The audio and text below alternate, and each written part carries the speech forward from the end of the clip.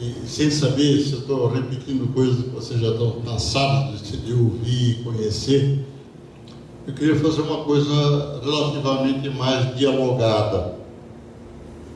Significa o seguinte: eu vou começar a falar de economia solidária, estou pensando em falar depois de desenvolvimento local, mas se alguém de vocês tiver ou um problema de compreensão, está claro o que eu estou querendo dizer, ou uma ideia diferente e quiser falar, é só levantar o braço. Eu gostaria de dialogar com vocês em vez de ficar falando sozinho.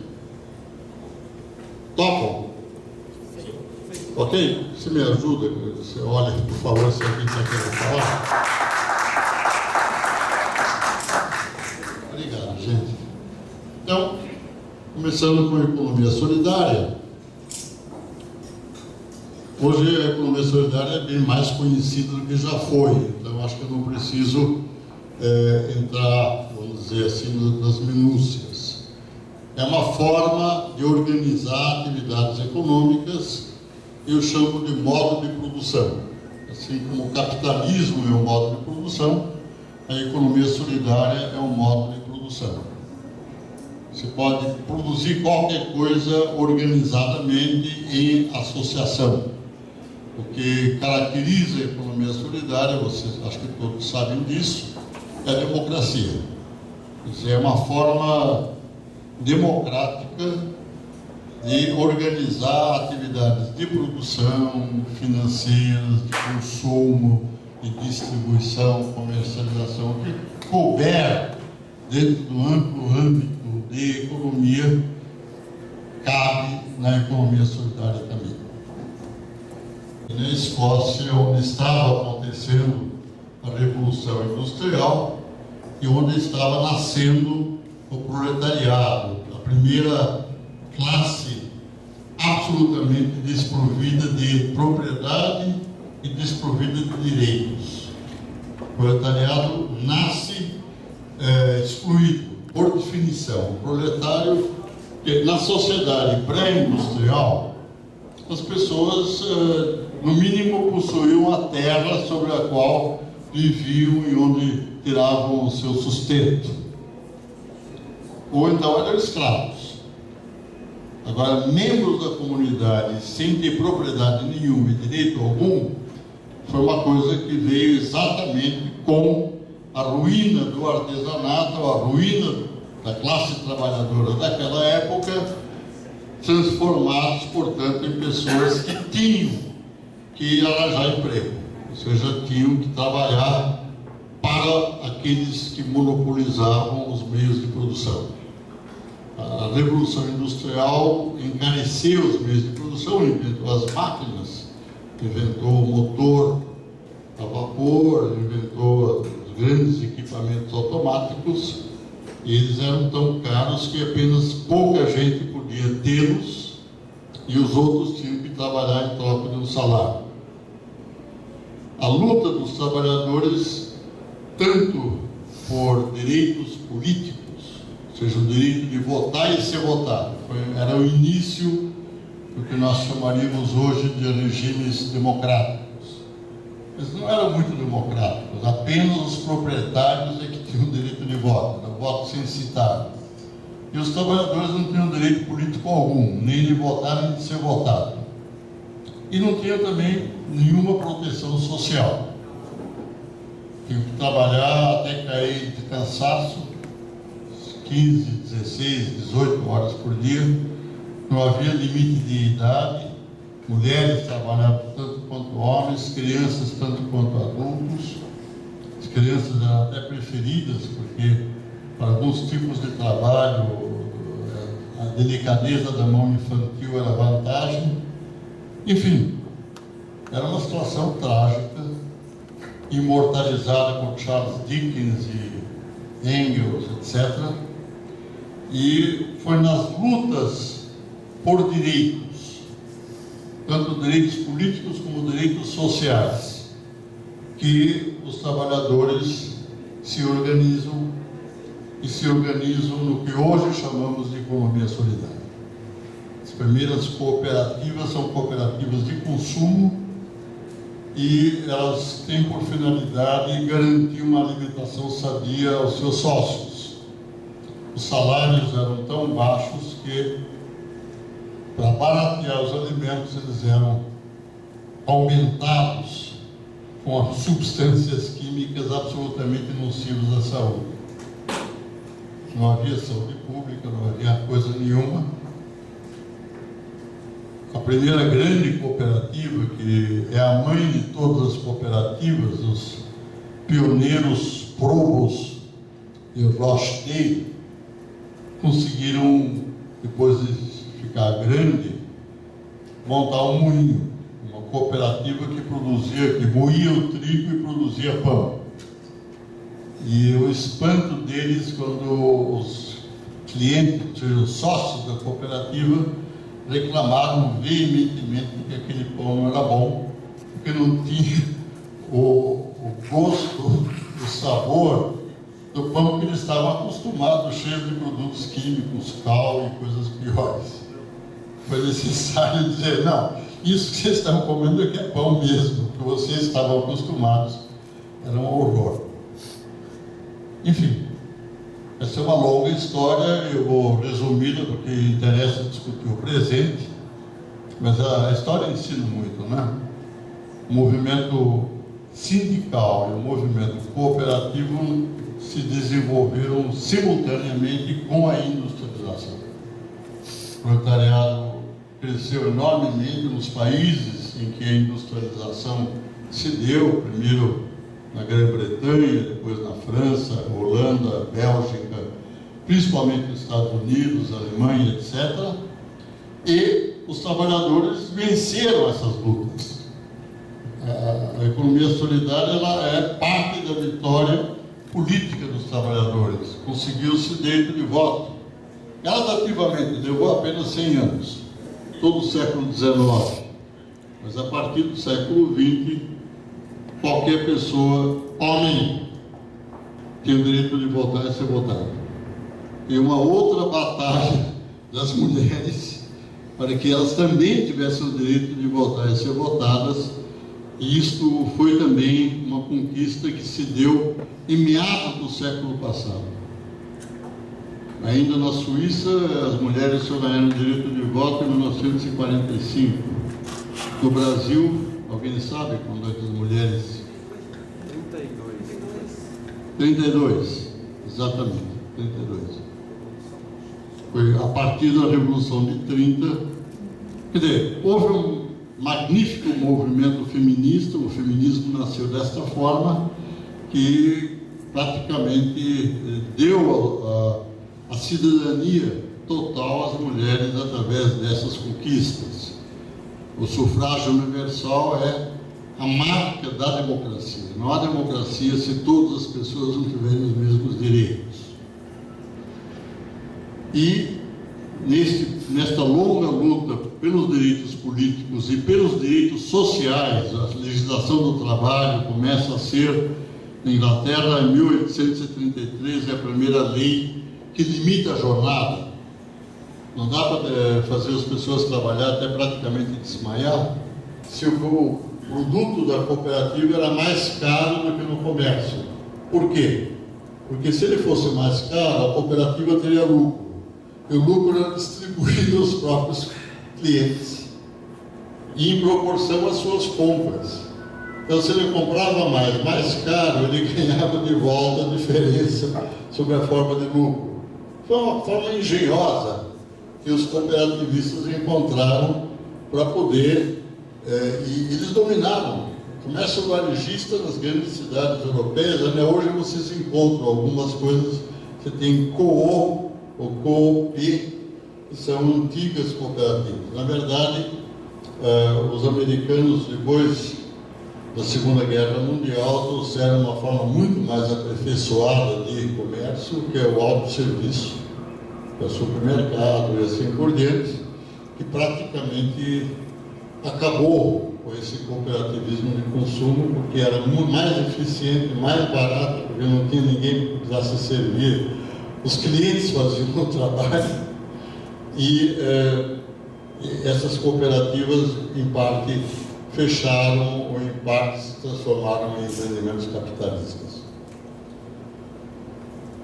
Eu queria meramente chamar a atenção de que o cooperativismo de produção foi a resposta que os trabalhadores encontraram à exploração capitalista. O empreendimento cooperativo, o empreendimento que produz, não que comercializa, é um empreendimento autogestionário, ou seja, ele é de propriedade dos trabalhadores, e os trabalhadores, democraticamente, uma cabeça por voto, outro voto por cabeça, administram todas as decisões. As decisões são tomadas em assembleia. Sindicatos e cooperativas são escolas de democracia, de prática democrática. E esse movimento de cooperativismo de produção, ele foi sendo, eu diria, preterido na medida em que os trabalhadores assalariados iam conquistando direitos. Chegou um momento em que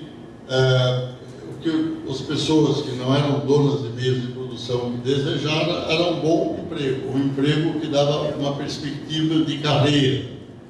Mesmo que você começasse com um salário pequeno, ao longo do tempo, provavelmente você iria melhorar. Quando nós iniciamos o movimento de economia solidária nos anos 80 e 90 no Brasil, não havia qualquer cooperativa de produção.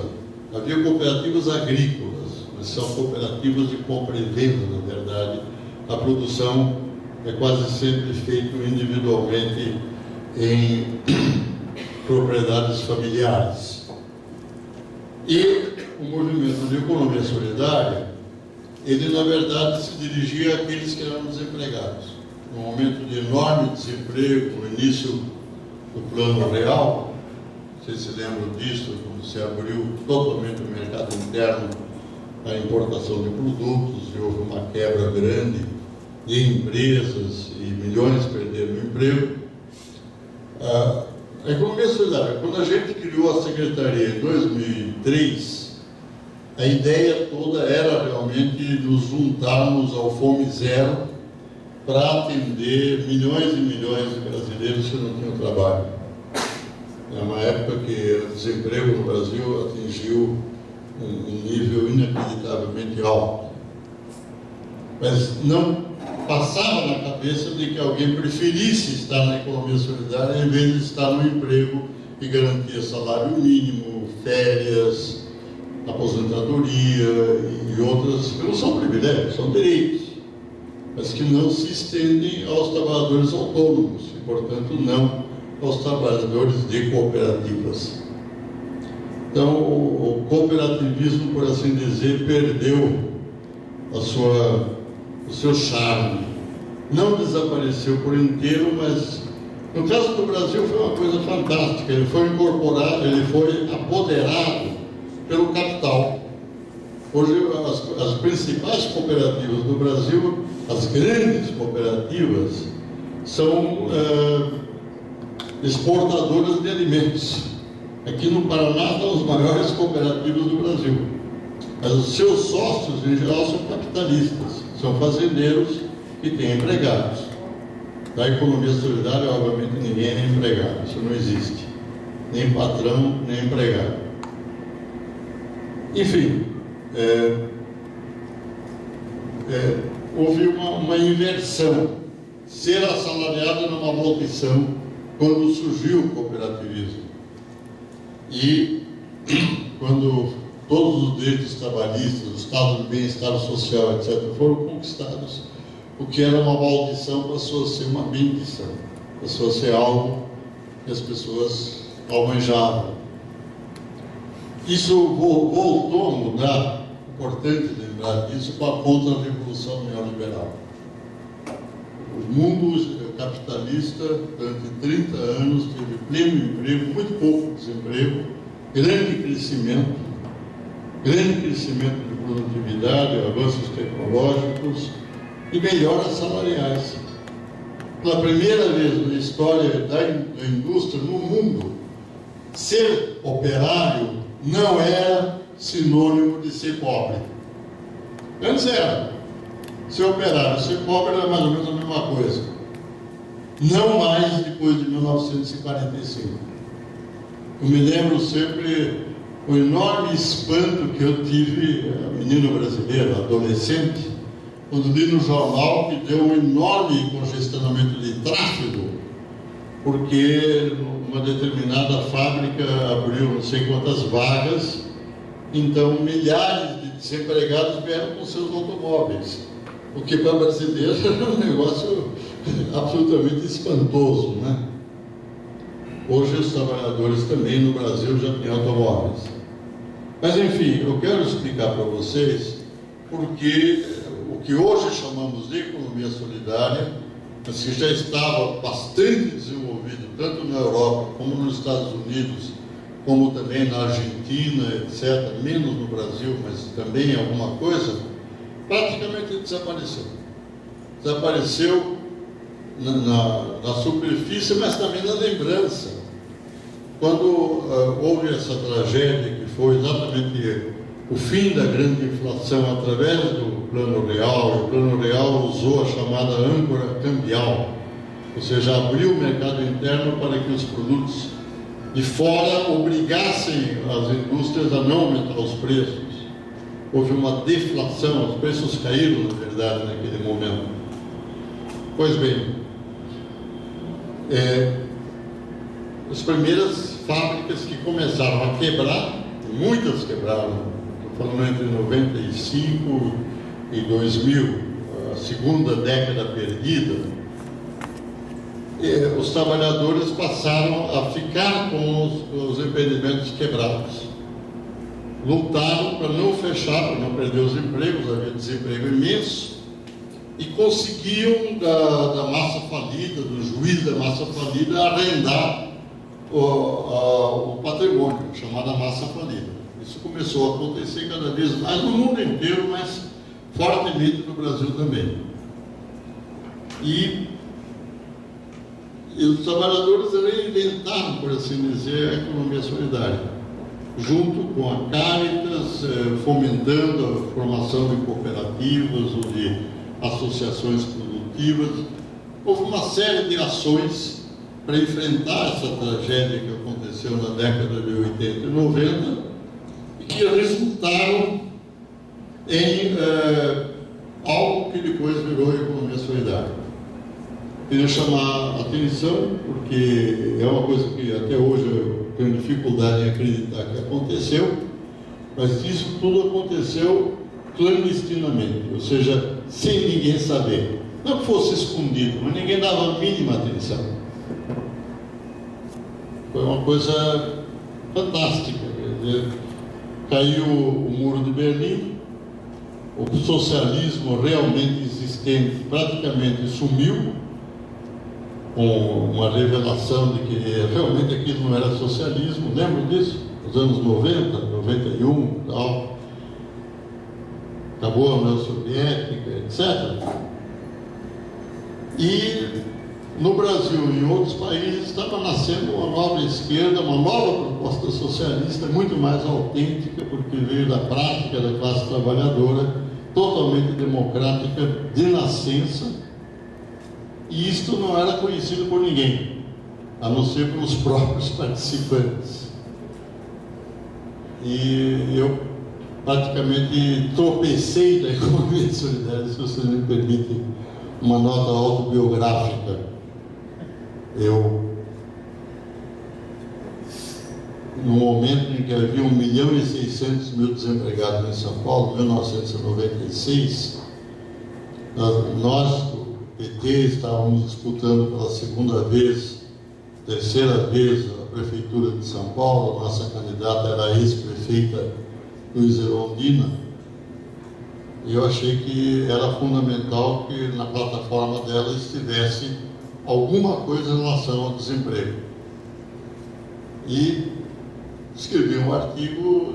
Primeiro propus a campanha incorporar uma proposta de cooperativas de desempregados, para produzirem uns para os outros uma moeda social para garantir que as transações pudessem acontecer. Isso foi incorporado à campanha. Incrível, né? Nem a Luísa Erundina, nem o candidato a vice-prefeito, o atual ministro da Educação, o Mercadante, tinha muita noção do que estava acontecendo. Eu sei que eu escrevi um artigo, saiu na Folha de São Paulo, dizendo que isso deveria ser feito e que o novo prefeito que nós íamos eleger teria autoridade política para poder organizar todos os empregados, se assim quisessem, ninguém seria forçado. E comecei a receber respostas pela internet, dizendo que isso já estava acontecendo aqui, aquilo estava acontecendo lá, a moeda social está nos clubes de troca, enfim. O que eu bolei como uma grande inovação era uma realidade, mas desconhecida. Não havia um jornal qualquer que escrevesse sobre isso, não havia, enfim, não era conhecido. Então a economia solidária foi reinventada, por assim dizer. Não sei que ela foi inventada, porque já havia passado. Mas ano passado, por lá para trás. A economia solidária, hoje, é um movimento mundial.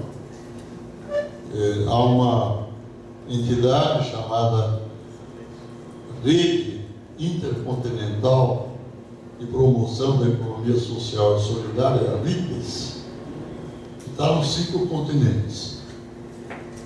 E já houve uma última reunião mundial que eu pude participar em Montreal no ano passado, em outubro. Havia algumas milhares de pessoas representando a economia solidária de 60 e tantos países. Passaram a chamar economia social e solidária. Isso vai bem, são 2 S, fica RIPES. Mas enfim, é isso que eu queria contar a vocês. A economia solidária no Brasil já tem no mínimo 20 anos de história. Hoje é um movimento, eu diria, vigoroso. Não depende mais do desemprego elevado, muito pelo contrário. O Brasil está, desde 2008, em pleno emprego. Dificilmente alguém fica muito tempo desempregado. Pelo menos nas grandes cidades, aqui em Curitiba, em São Paulo, mas acredito que também nas cidades médias. Mas, portanto, a economia solidária não é o resultado de uma tragédia social, mas é cada vez mais uma opção. As pessoas não querem se submeter, não querem ser oprimidas, não querem ser assalariadas que não têm muita noção do que estão fazendo, porque não precisa, basta obedecer as ordens direitinho. E agora sobre desenvolvimento. Para nós, no Brasil, nesse momento, e quando eu falo nós, estou pensando na minha secretaria, na Secretaria Nacional de Economia Solidária, a desigualdade enorme entre municípios, entre estados, entre as regiões do Brasil, é uma imensa oportunidade de a gente desenvolver a economia solidária. Exatamente nas áreas não desenvolvidas, atrasadas, pobres, ou que já foram desenvolvidas e deixaram de ser, o que acontece também. O fato concreto é que no capitalismo, a tendência do capital é se aglomerar, criar polos de desenvolvimento. Esses polos, São Paulo é o mais conhecido e o maior do país, mas os polos urbanos são bem conhecidos e são desenvolvidos. Agora, fora desses polos urbanos, tem regiões totalmente atrasadas, abandonadas, sem serviços públicos, enfim, sobrevivendo, basicamente, áreas de agricultura de subsistência, extremamente pobres. Todo mundo, obviamente, quer sair dessa e quer se desenvolver. Há 2 formas de se desenvolver. Uma é obter capital de fora, quer dizer, o município, o bairro, cidade, o que for, pode receber um investimento de uma empresa.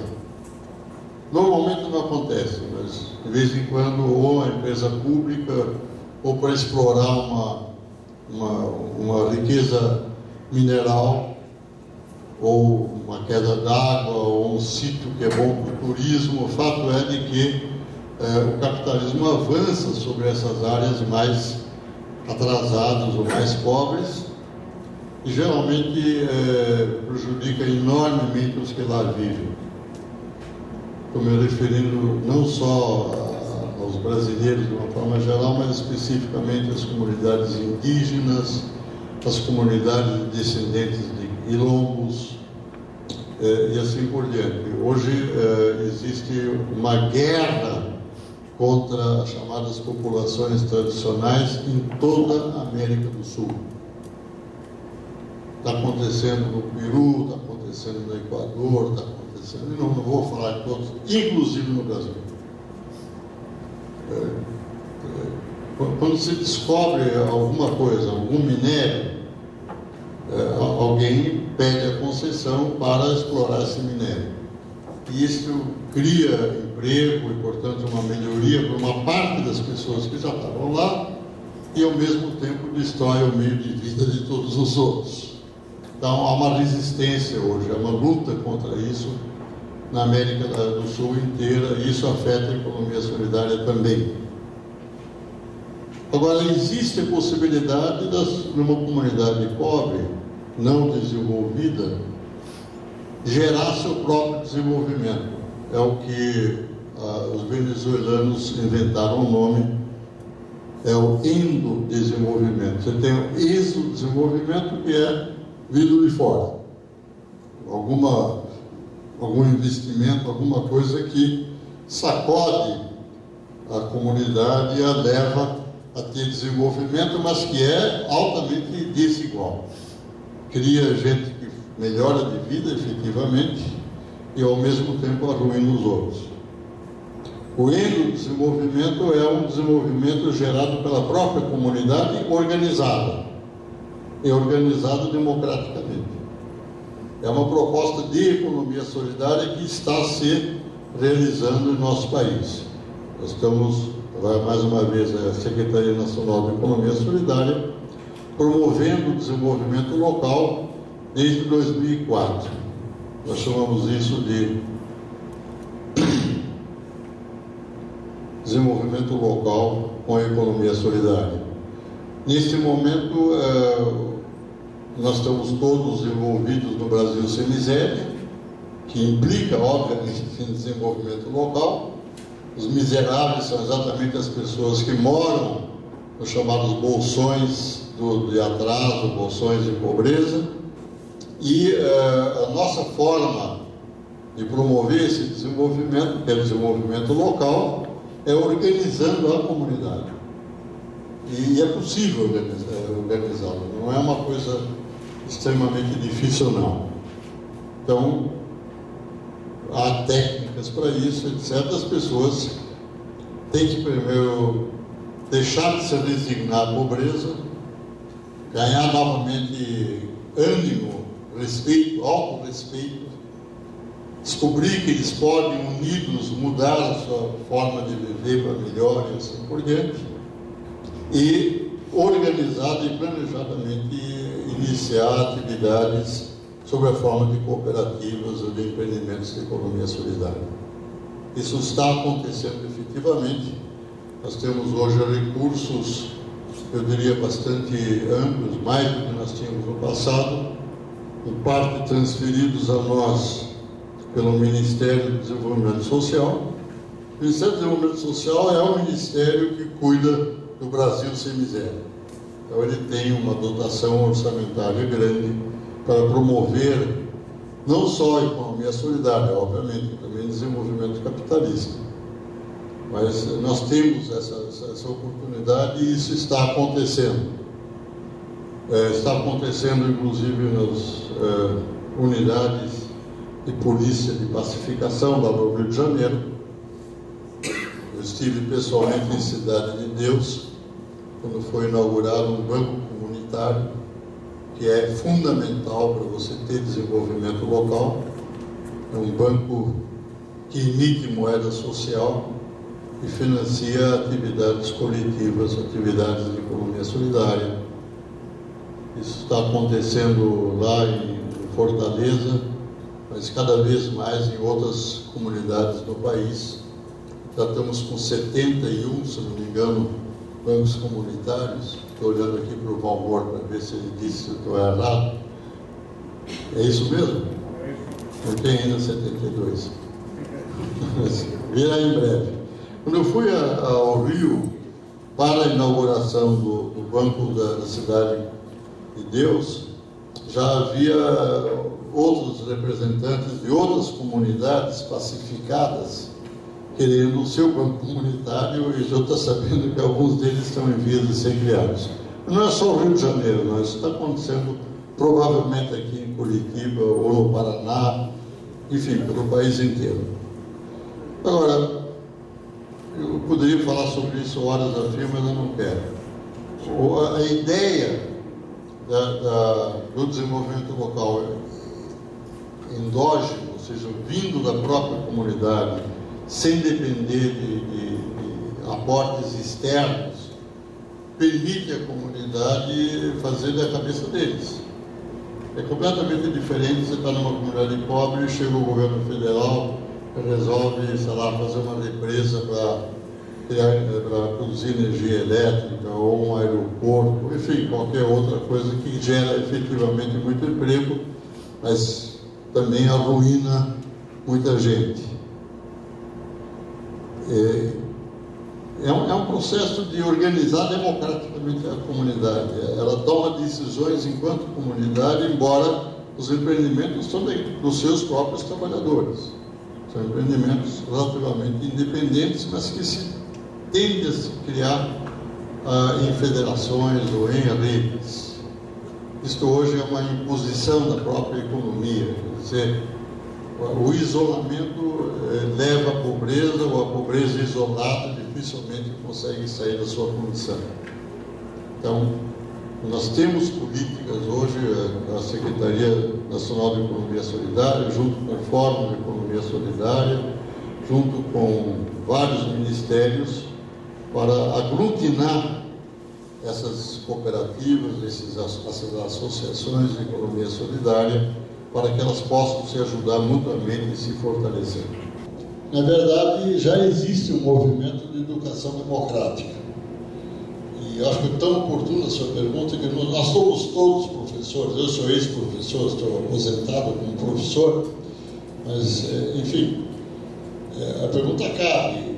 Dá para fazer um IFET, como é que chama hoje? Um Instituto Federal de Educação Científica, Profissional Científica e Técnica, não é isso? Tecnológica, perfeito. Dá para fazer um instituto desses democrático? Eu sei que escolas privadas existem no mundo inteiro, e que são escolas em que simplesmente não tem aula, também não tem professor, tem adultos e tem crianças. As crianças estão todas juntas, não é por idade, de 8 a 10 é uma classe e outra. E as crianças interagem com adultos de uma forma inteiramente igualitária. E o que eles desenvolvem são projetos. A curiosidade das crianças é, sei lá, conhecer seu bairro, conhecer uma história, ou conhecer como é que funciona a vida, como é que ela se reproduz, enfim, eles têm projetos e desenvolvem esses projetos, e as crianças mais velhas são os professores menores quando querem.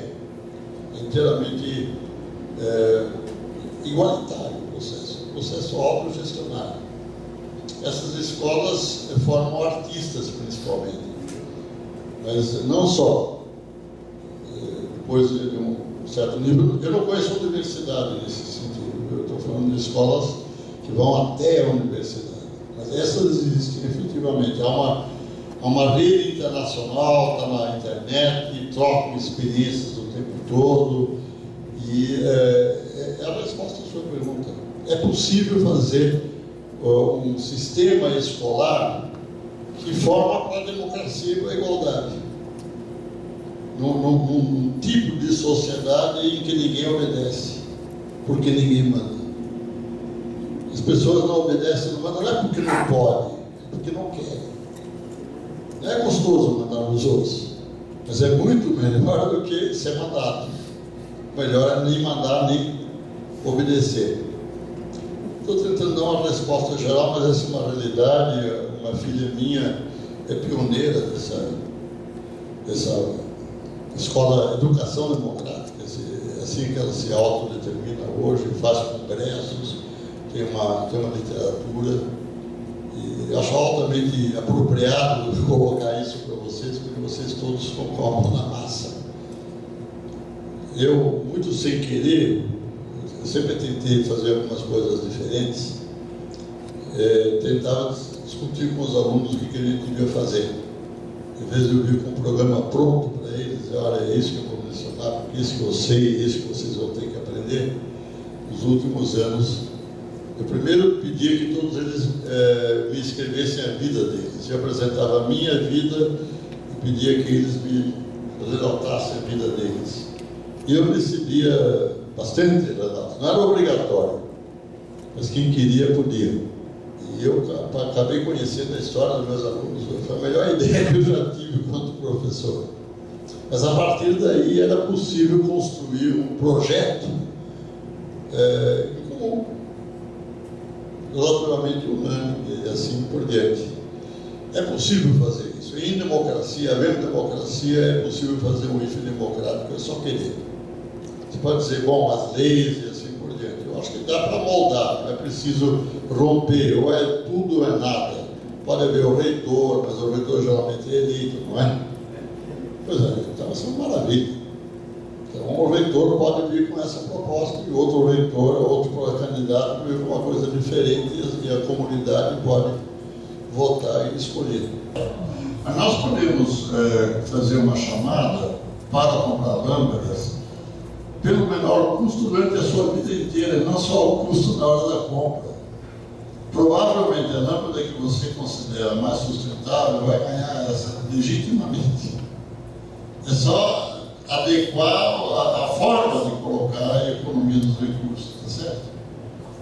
Mas isso é só, não é essa a minha resposta a você. A minha resposta é muito mais ampla do que essa, porque estou de acordo com você, eu quero levar o nosso raciocínio comum um passo adiante. E o passo é esse, quer dizer, hoje eu não falo mais do socialismo, eu fui socialista a vida inteira, não estou arrependido, porque eu acho que a palavra democracia engloba tudo que o socialismo tem de mais nobre e de importante. O que significa democracia, senão a igualdade e o respeito pelos outros? O respeito por ser gente, pode ser preto, branco, homem, mulher, velho, jovem, sendo pessoa ou sendo um ser vivo, seriam os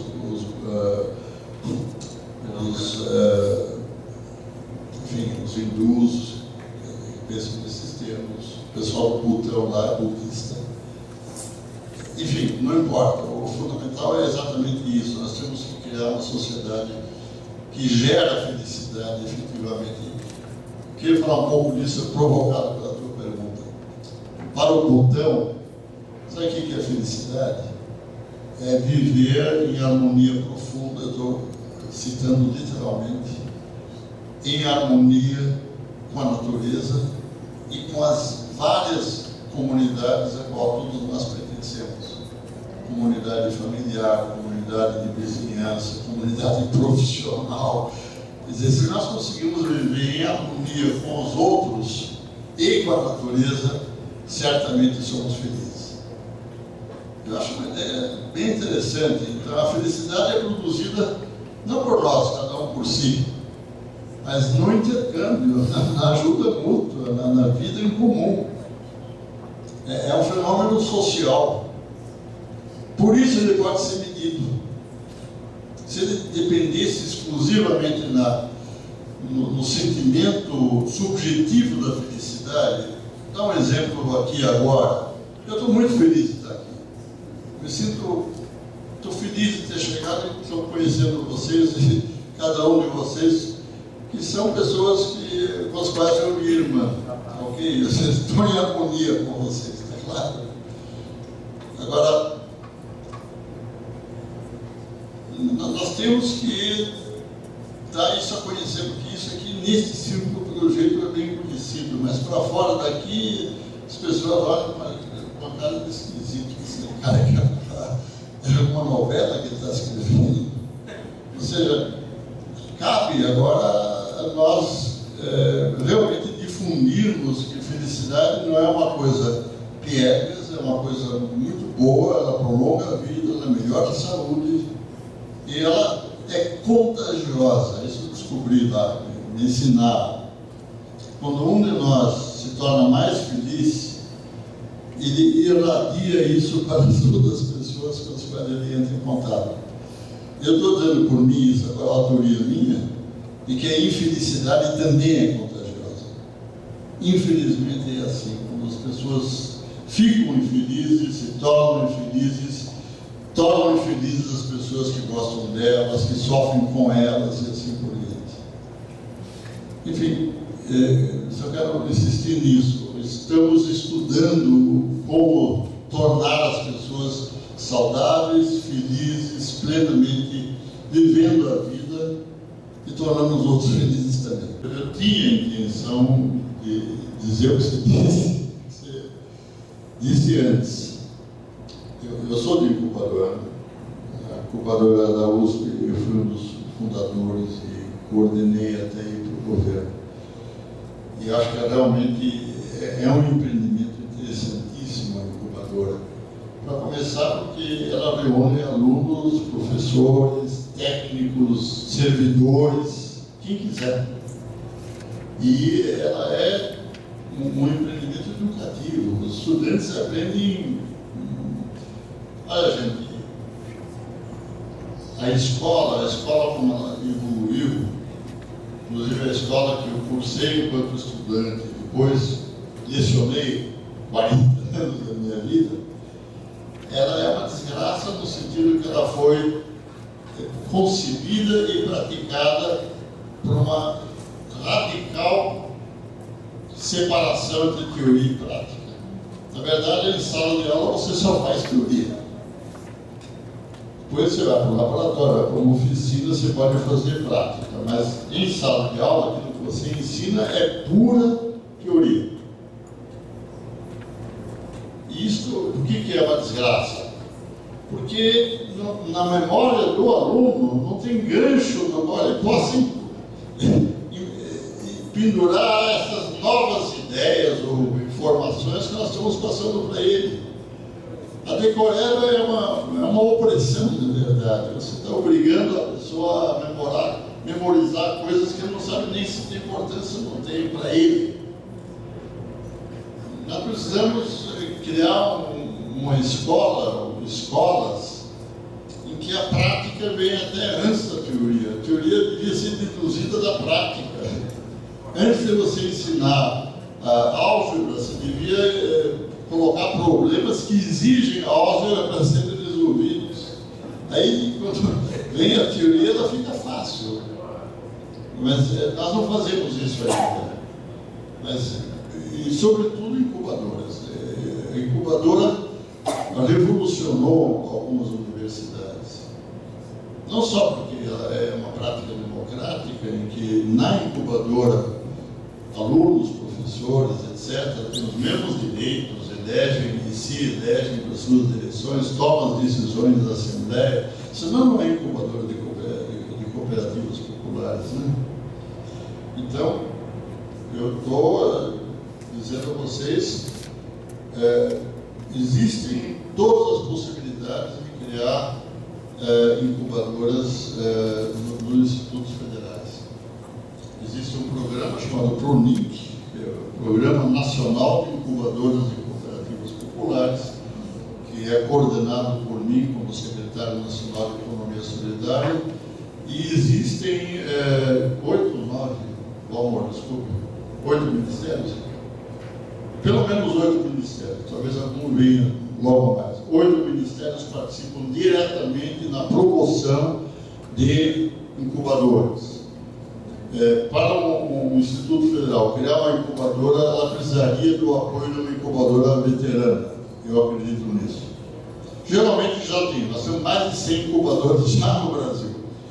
Então, a gente pode financiar através do PRONIC a incubadora mãe, que vai designar pessoas que têm gastos nisso, etc., para que a nova incubadora se desenvolva. É só para uma fase inicial. Mas que a sua proposta, eu acredito que ela é mais do que oportuna. Eu queria insistir, porque ela é um órgão de pesquisa. Os alunos pesquisam a partir do seu contato com os mais pobres, com os que estão se motivando para sair da pobreza através da economia solidária. É um órgão de educação, de ensino e extensão, por definição. Portanto, ele reúne efetivamente os três pilares, por assim dizer, da estrutura escolar atual. Olha, eu acho que foi uma grande ideia, viu? Não, eu acho que a dificuldade, eu estou falando agora com alguém que está no governo, é que nós só podemos financiar contra o orçamento, ou seja, nós temos que limitar o financiamento às necessidades. Quer dizer, eu não posso premiar uma incubadora, vamos chamar assim, porque ela conseguiu produzir mais gente feliz ou melhorar a felicidade de mais gente e dar para ela recursos que ela não está precisando, está certo? Então, o critério tem que ser efetivamente, o gasto planejado e os objetivos que depois serão cobrados e assim por diante. Eu não tenho nada contra o regime que nós estamos aplicando hoje, porque é democrático, ele efetivamente decorre de pessoas que nós elegemos para os cargos que definem em nome da comunidade as prioridades. E é uma questão realmente essa. Agora, o que eu queria, aproveitando sua pergunta, salientar é isso, a genialidade desse lei que já morreu, do botão, é essa mesmo. Quer dizer, por que não ter na campanha eleitoral a questão da felicidade das pessoas? Quer dizer, tem candidatos que tentem demonstrar que eles não estão resolvendo problemas, eles estão querendo fortalecer uma comunidade, fortalecer uma governança democrática, fortalecer uma vida compartilhada que deixa todo mundo melhor. Eu acho que esta é a proposta e, aparentemente, pelo que eu vi lá em Nova York, eles não sabem muito bem como traduzir isso em coisas concretas. Esse foi o desafio que o primeiro-ministro do Butão, de alguma forma, colocou. Lá em cima do Himalaia, onde as geleiras estão derretendo, infelizmente, nós vamos manter as florestas de pé e todo o alimento vai ser orgânico. Isso já são decisões do Butão. Mas eles não têm muita ideia de como transformar essas propostas em alguma coisa que possa ser disputada contra outras propostas que têm propósitos ou visões diferentes.